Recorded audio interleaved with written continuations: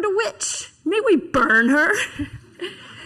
When you hear the term witch trials, you might think of this comic scene from Monty Python.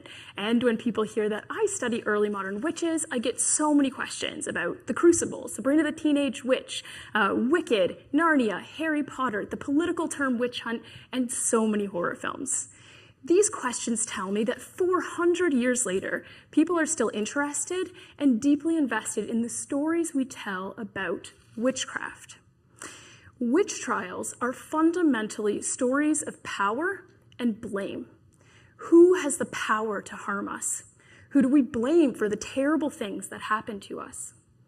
In 1590, King James VI of Scotland, over there, blamed the North Berwick witches for raising a storm to sink a ship.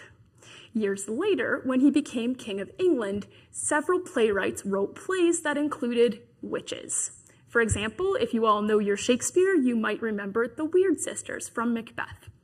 Now, for many years, scholars in my field have been saying that these plays are just royal flattery because everyone knew that James was obsessed with the topic of witchcraft.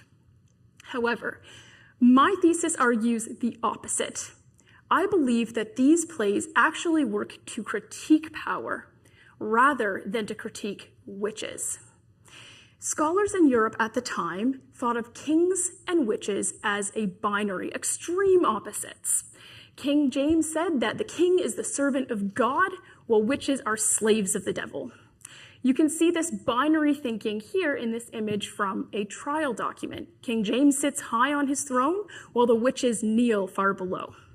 So this contrast was meant to elevate the ruler, to make him seem righteous and divinely appointed in contrast to these corrupt and evil witches. The plays I study flip this binary on its head.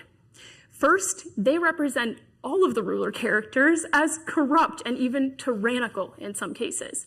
And they express skepticism about witchcraft accusations.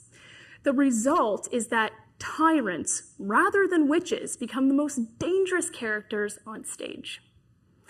So, for hundreds of years, we have been using witchcraft stories to think about power and blame and to make sense of misfortune. We still do this today when we use the term witch hunt incorrectly. These plays ask us to rethink the dominant narrative and reconsider who has power and who we blame. Thank you.